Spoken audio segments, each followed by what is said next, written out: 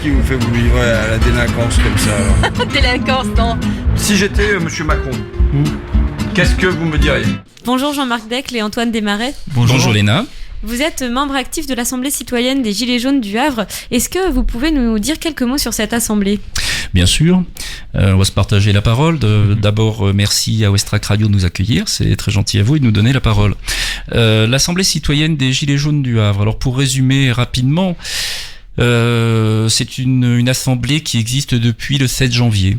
Voilà, donc faites le calcul, 17 novembre, début des Gilets jaunes, 7 janvier.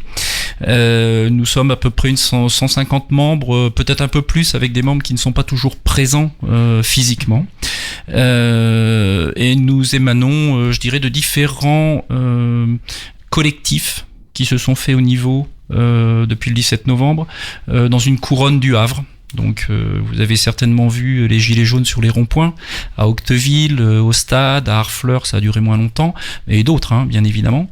Et nous sommes, à notre connaissance, mais j'en suis sûr, la seule assemblée qui soit résidente physiquement dans le Havre, intramuros. Voilà. Pour compléter ce que Jean-Marc vient de dire, on est également en contact avec les associations que l'on soutient et on essaie d'être au plus proche des problématiques locales. Est-ce que vous auriez quelques exemples ?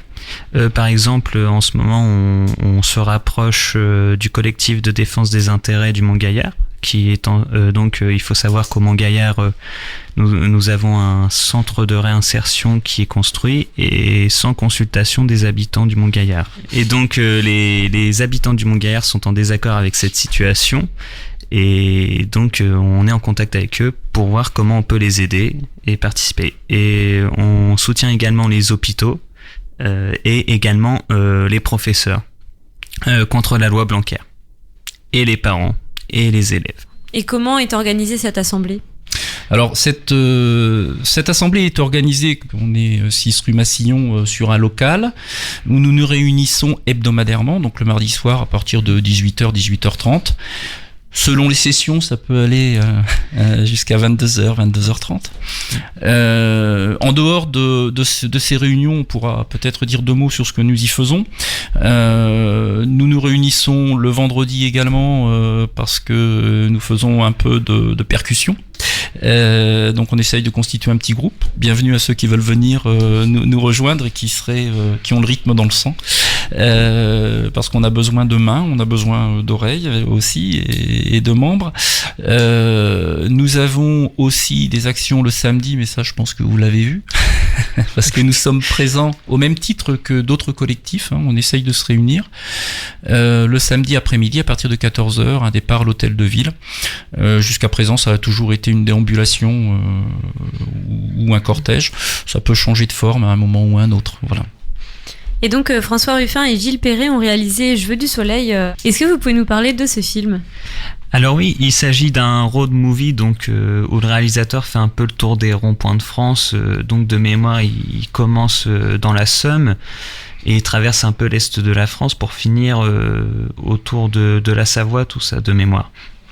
Et donc il recueille un peu les témoignages des gens sur leurs conditions de vie, sur différents sujets. Ça peut aller des gens qui sont en grande galère financière, des personnes qui sont jamais parties en vacances, un jeune de 28 ans par exemple dont la grand-mère est obligée de lui faire ses courses parce qu'il n'a plus les moyens de subvenir lui-même à ses besoins et à ceux de sa famille.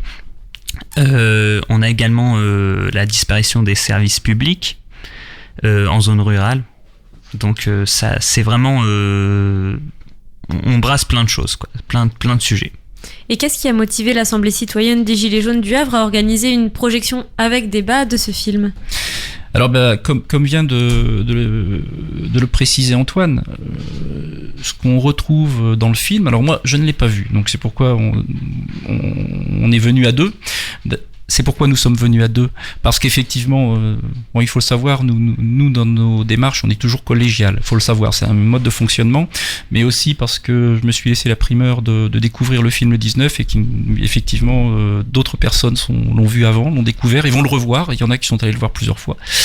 Ce qui nous a motivés, c'est ce que nous a dit Antoine, c'est-à-dire qu'on retrouve en fait cet aéropage de personnes, de conditions, de situations très différentes qui vont, comme chez nous, d'un entrepreneur qui est présent régulièrement à nos réunions, à du personnel soignant, à des chômeurs, à des retraités.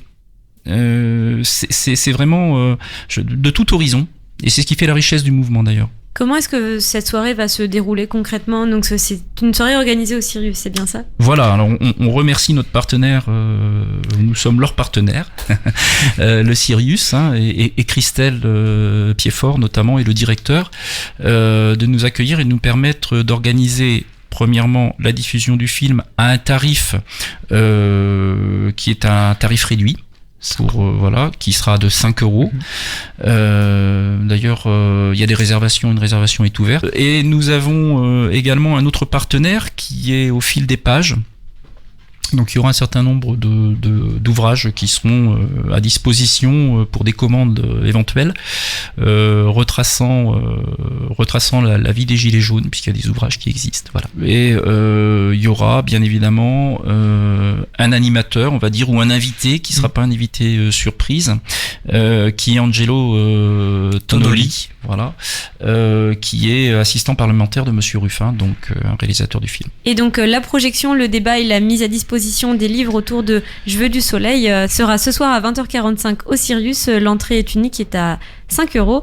On vous souhaite une bonne organisation. Merci d'être venu à Westrack. C'est à nous de vous remercier de nous avoir ouvert vos micros. Merci à vous. Il y a une petite porte qui s'ouvre, il y a une petite lumière, elle est pas grande, hein. Mais j'y vais, je fonce.